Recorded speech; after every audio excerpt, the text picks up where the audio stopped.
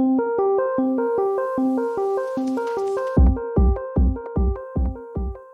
the last two episodes, we talked about how technology affects older adults.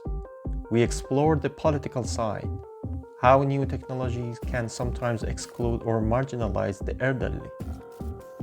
And we discussed the ethical questions around care robots. Remember? Those machines that promise to help older people live independently, but also raise serious questions about privacy, dignity, and human connection. Today, I would like to shift gear and talk about another trend that is quietly transforming healthcare and, with it, the experience of growing old. It's something we cannot see directly, but it's happening everywhere. From the smartwatch on your wrist to the health app on your phone. I'm talking about the digitalization of health. What do we mean by that? Simply put, it's the process of turning our personal lived experience of health, things like sleep, movement, or mood, into numbers, graphs, and data points. Our bodies are becoming data. This process is often called datafication. And while it promises better care, efficiency, and early diagnosis, it also brings some deep ethical and emotional consequences. Let's take a simple example. Imagine an older woman who wears a smartwatch that tracks her heart rate, sleep quality, and daily steps. Every morning, she checks her health app, which tells her how well she slept, how many steps she took, and even how stressed she might be. On good days, she feels proud. Her data looks great. But on other days, when her sleep score drops or her step count is low, she feels anxious, even guilty, as if she's failed. This is what some researchers call quantified aging. It means that instead of understanding our bodies through how we feel, we begin to understand them through what the data says. Health becomes something external, something to be measured and optimized, not something lived and experienced. Now technology can amplify our awareness of our bodies. It can help us notice patterns and improve habits. But it also reduces our experience in another way.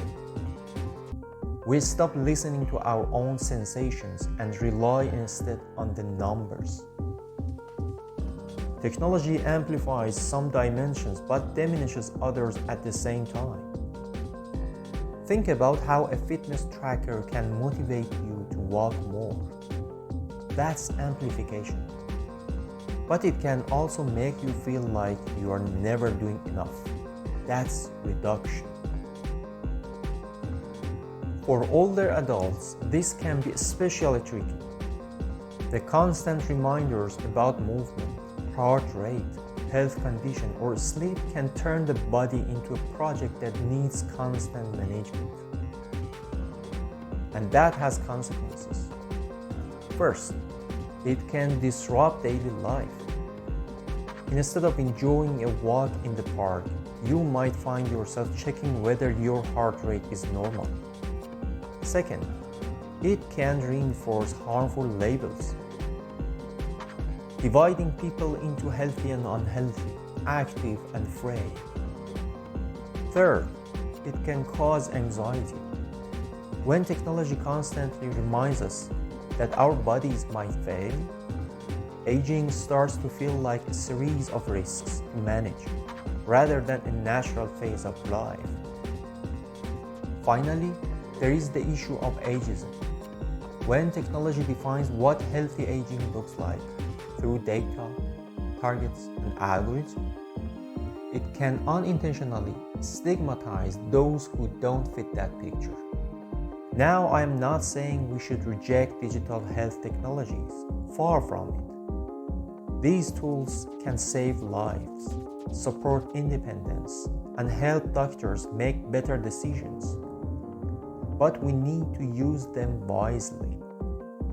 We need to ask not only what can this technology do, but also what does it do to us? Technology doesn't just measure our health, it shapes how we think about ourselves, how we perceive ourselves, and even who we believe we are. In the end, health isn't just a set of numbers, it's a story about how we live, connect, and age with dignity. I am Ehsan Arstromchila, a researcher of technology, and I invite you to join me in exploring how technology transforms our sense of what it means to be human.